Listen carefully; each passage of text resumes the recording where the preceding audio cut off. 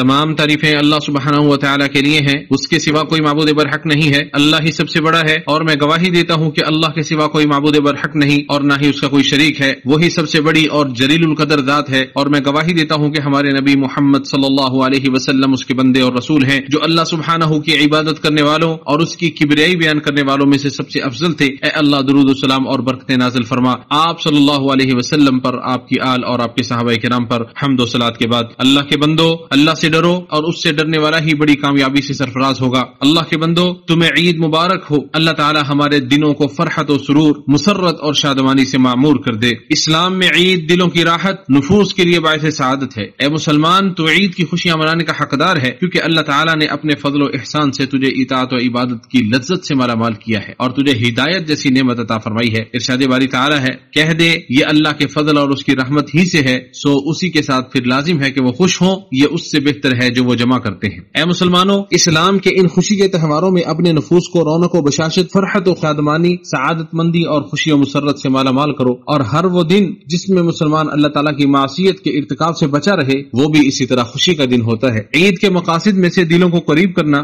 مسلمانوں میں الفت محبتیں بانٹنا ہے، لہذا باہمی ایک دوسرے کے ساتھ سلام اور مبارکباد کا تبادلہ کرو، انہیں خوب دعائیں دو، مبارکیں دو، جیسا کہ نبی صلی اللہ علیہ وسلم سے صحیح ثابت ہے۔ آپ صلی اللہ علیہ وسلم نے ارشاد فرمایا، جب بھی دو مسلمان ایک دوسرے سے مل کر مصافحہ کرتے ہیں تو ان کے جدا ہونے سے پہلے ان کے گناہ معاف کر دیے جاتے ہیں۔ ہر وقت اور ہر گھڑی ایک دوسرے کا خیر مقدم کرو، خندہ پیشانی اور کھلے چہرے کے ساتھ ملو، اپنے نفوس پر مسکراہٹ، کھلکھلاہٹ اور شگفتگی کا اظہار کرو، ہر شائستہ فعل اور عمدہ و شستہ الفاظ کے ساتھ باہمی تعارف کرو، ملاقاتیں کرو، جیسا کہ صحیح مسلم میں ہے، نبی صلی اللہ علیہ وسلم نے ارشاد فرمایا، کسی بھی نیکی کو ہرگز حقیر مت سمجھو، خواہ یہ تمہارا اپنے مسلمان بھائی کے ساتھ خوش باش چہرے کے ساتھ ملنا ہی کیوں نہ ہو۔ اور صحیح حدیث سے ثابت ہے، آپ صلی اللہ علیہ وسلم نے فرمایا کہ آپ کا اپنے بھائی سے مسکرا کر ملنا بھی صدقہ ہے۔ عید نفس کی سخاوت، سینے کی سلامتی، تنہائی کی پاکیزگی کی تربیت کی درسگاہ ہے، نیز عفو درگزر، چشم پوشی اور معافی و تلافی کی بھی درسگاہ ہے، لہذا ان اچھے اخلاق و اقدار اور خوبصورت صفات کو اپناؤ۔ مسلمانوں، تمہارا یہ شرف و عظمت والا دن ہے، جیسا کہ مسند احمد کی روایت ہے، نبی صلی اللہ علیہ وسلم نے ارشاد فرمایا، سب سے عظیم دن قربانی والا دن ہے۔ چنانچہ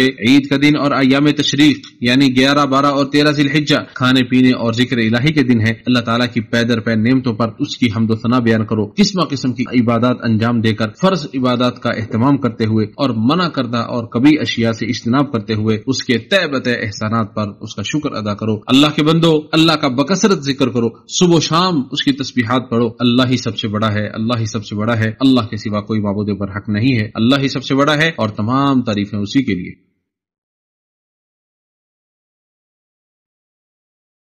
تمام تعریفیں اللہ تعالیٰ کے لیے ہیں، اس کے احسانات پر، اور ہر طرح کا شکر ہے اس کی توفیق اور انعامات پر۔ میں اللہ سبحانہ و تعالیٰ کی عظمت شان کا اعتراف کرتے ہوئے گواہی دیتا ہوں کہ اس کے سوا کوئی معبود برحق نہیں ہے، وہ تنہا ہے، اس کا کوئی شریک نہیں ہے، اور میں گواہی دیتا ہوں کہ محمد صلی اللہ علیہ وسلم اس کے بندے اور رسول ہیں۔ اے اللہ درود و سلام اور برکتیں نازل فرما آپ صلی اللہ علیہ وسلم پر، آپ کی آل اور آپ کے صحابہ کرام پر۔ اپنی امت کو وصیت کرتے ہوئے نبی کریم صلی اللہ علیہ وسلم نے ارشاد فرمایا، میں تمہارے لیے ایسی چیز چھوڑے جا رہا ہوں جب تک تم اسے تھامے رکھو گے کبھی گمراہ نہیں ہوگے، اور وہ ہے اللہ کی کتاب۔ اس وصیت کو مضبوطی سے تھام لو جو مسلمانوں کے لیے سعادت مندی، پاکیزہ زندگی، دنیا و آخرت میں پسندیدہ زندگی کی ضامن ہے۔ مسلمانوں، اس وصیت کو سن کر سنجیدگی، ہمت، قوت، مضبوطی اور پختگی کے ساتھ اسے تھام لو تو تم عزت و رفعت سے سرفراز ہو جاؤ گے، ذلت و رسوائی، سختی، تنگ دستی اور بدبختی کے اسباب تم سے رفع ہو جائیں گے۔ اللہ تعالیٰ پاک ہے، تمام تعریفیں اسی کے لیے ہیں، اللہ کے سوا کوئی معبود برحق نہیں ہے، وہی سب سے بڑا ہے۔ قربانی کرنے کا سب سے بڑا مقصد اللہ خالق کائنات کی تعظیم و توقیر اور اس کی توحید کو ثابت کرنا ہے، جیسا کہ ارشاد باری تعالیٰ ہے، بس تو اپنے رب کے لیے نماز پڑھ اور قربانی کر۔ دوسرے مقام پہ ارشاد فرمایا، اللہ کو ہرگز ان کے خون اور گوشت نہیں پہنچیں گے، لیکن اسے تمہاری طرف سے تقویٰ پہنچے گا۔ جو قربانی کی طاقت رکھتا ہو تو اس کی طرف سے اور اس کے اہل و عیال کی طرف سے قربانی سے متعلق سخت تاکید وارد ہوئی ہے۔ صحابہ کرام اور ان کے بعد اکثر اہل علم کے نزدیک قربانی واجب نہیں ہے۔ ایک عمدہ سند کے ساتھ نبی صلی اللہ علیہ وسلم سے مروی ہے، آپ صلی اللہ علیہ وسلم نے ارشاد فرمایا، جو شخص قربانی کی ساتھ رکھنے کے باوجود قربانی نہ کرے تو وہ ہماری عیدگاہ کے قریب مت آئے۔ ایک ہی قربانی قربانی آدمی اور اس کے زندہ و فوت شدہ گھر والوں کی طرف سے کفایت کر جائے گی، اور قربانی والے جانور کا ان عیبوں سے خالی ہونا ضروری ہے جن کے متعلق نص وارد ہوئی ہے، اور اسی طرح ہر اس عیب سے پاک ہونا ضروری ہے جو قربانی کے جانور کے جسم اور گوشت کی سالمیت پر اثر انداز ہو۔ اسی طرح ایک مسلمان کو قربانی کے جانور کی معتبر عمر کی بھی جانچ کر لینی چاہیے، مثلا اونٹوں میں مکمل 5 سال ہے، گائے میں 2 سال ہے، بکرے میں 1 سال ہے، اور بھیڑ کی نسل میں اس کے